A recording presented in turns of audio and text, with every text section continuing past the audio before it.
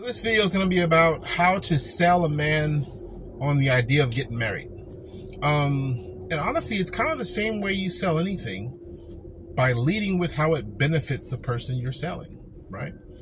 But that's not oftentimes how marriage is sold. So I'm going to give you an example. I'm going to kind of role play here. So for women, if you're watching this, imagine this is you being sold a promotion at work. So we'll call you Susan, just to put a name out there. So your manager comes to you and says, Susan, the company loves you. You're one of the best employees here, and we want to offer you a promotion. It's director of your department. We're going to throw you a big party. It's going to come with a status upgrade, a new nameplate that says director, and your name next to it saying Susan, and that's going to be your new role. But your first question will be, okay, what are my new responsibilities? What do I have to do? What's the job entail? Nothing new. You do the same thing you do now. Okay, wow. Okay. Well, does it come with a pay raise? No. No, actually, your pay stays exactly the same. As a matter of fact, I'm glad you brought up pay, because the first year, we're going to have to deduct $25,000 from your pay to pay for the transition to this new role. You're like, what?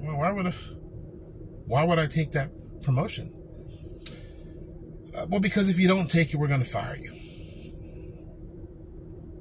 And so, how many people would actually take that promotion? Can't say zero, because some people maybe can't replace their job, can't find a better one, and maybe that next job is going to be a cut in pay, and you're like, hey, I'll take the hit one time this year to keep my job. So some people would still keep the job.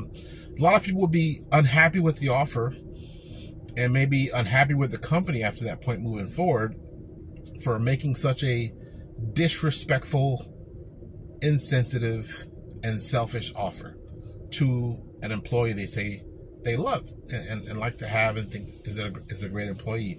A lot of women pitch marriage like that. So in that scenario, that $25,000 that gets deducted from Susan's pay would be, say, the cost of the ring, the wedding, the honeymoon. And so some people are going to spend more, some people spend less, but we'll just put that number out there.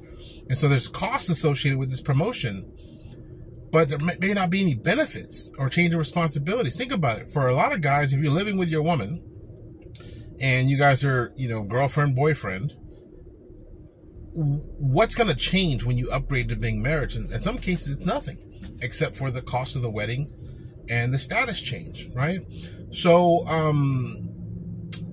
I would say, if you're a woman pitching the idea, first think about how it benefits you.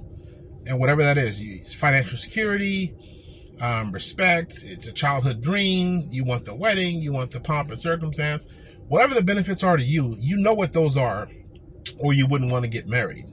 And so I would say, come up with some benefits to pitch to the guy. It could be something simple. Hey, twice a month, you get to pick whatever you want and I'll make it for dinner. Or you can have your friends come over now and watch the fights.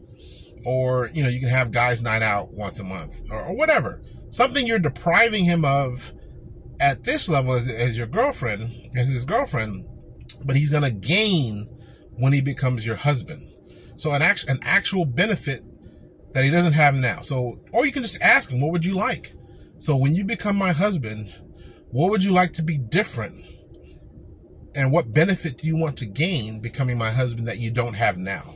And see what he says. And if it's reasonable, just do that. Now, don't con him. Don't say you're going to do it and then don't do it. But if it's something reasonable and you can do it, do it. I mean, I would think if you love this person, he's your soulmate, you want to spend the rest of your life with him, you would want him to gain some benefit from becoming your husband that he doesn't have now. And many women will just threaten guys. Like, I remember growing up watching, sitcoms, and when marriage would come up, they'd be talking about, well, he's got to shit or get off the pod, and give him a timeline, give him an ultimatum. And I would think then, because I'm in sales, and even then I always had kind of a sales mindset of, well, why don't you just sell him on what the benefit is? If the way you sell something is by threatening to take away what someone already has, you're acknowledging there's no benefit for the person. If I can't tell you what you gain by doing X, and all I can do is threaten you, then I'm basically saying there is no benefit. And so my thing is, if you love this guy and you want to spend the rest of your life with him, why would you want him to do something that's going to cost him and have no benefit for him? So, like, put some effort in to thinking about what about marriage could benefit him, and do that and pitch that instead of threatening him to get married. And so some women might think, okay, well, just having me is enough. I'm not going to do anything extra. I already do enough XYZ. Then you're basically saying that you're more valuable than your guy, that your presence is enough, even though you're asking him to do more than just be present. And so it means you kind of put your guy below you.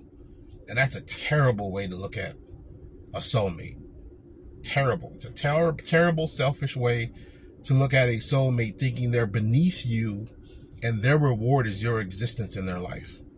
Until next time, be different.